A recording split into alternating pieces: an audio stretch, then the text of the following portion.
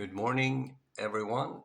Today's topic is nutrition psychology and how food and health are connected. So, on October the 22nd at 5 p.m. here in Helsingfors, Finland, I'm launching a lecture series on this topic.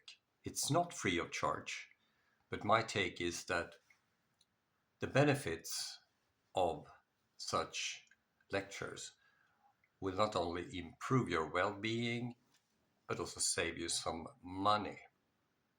Yeah, promise stuff. I read you some of the stuff. So who am I? Well, I'm, I'm an expert on evolutionary social neuropsychology, including social aspects of human emotions. And that means that I studied experimental emotional psychology.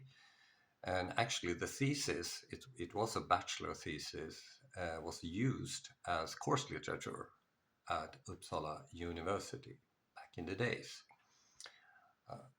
Not bad. I also did my master's degree in social psychology about how parent relations influence children's executive functions. That concept wasn't common knowledge at that time. So what I studied was the generic structure of emotional and social adjustment and cognitive development, which include visuospatial perception and numeracy. Strange words. And numeracy, you need that for rational thinking. And of course, there's a variety of rational thinkings, can you say that? Which I mentioned before. And I defended my thesis at Lund University, especially about leadership style that influence social creativity. And social creativity is a capacity common to our species.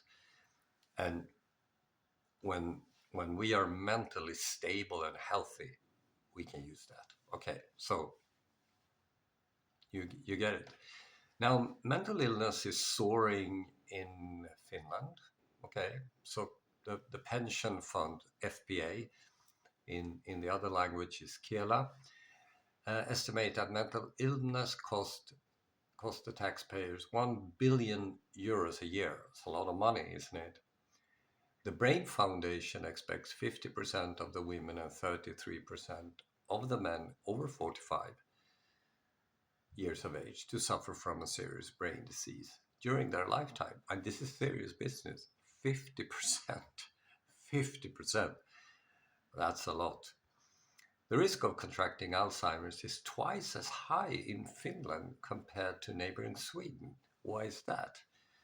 Biologically, we're the same people. So science demonstrates that food has a huge impact on how the brain and the mind operates. So I'm going to talk about stuff like that. And actually, also, when you buy proper food, you stop craving for eating, basically. You will eat less, basically. And as you eat more nutritious food and eat less, you save money. I mean, it's not rocket science. So I'm going to talk about that. It's on Facebook. So, and it reads like the label here, nutrition psychology, how food and health are connected. You can sign in there. If you want to connect straight with me, of course, it's just send me an email or text me here, full name and stuff like that. And also, if you live somewhere else and in Helsingfors, and you have a group of people who are interested in the topic, we can arrange for me to go to that place, no problems.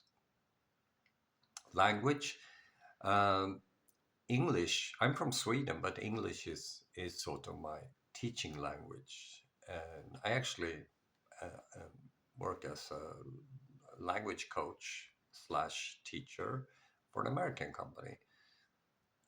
Not bad. Uh, but of course, because I'm from Sweden, I can also, and Swedish is very prevalent in Finland, obviously.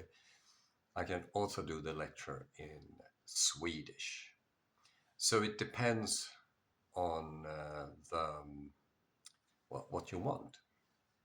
So please let me know if you're interested. I put my contacts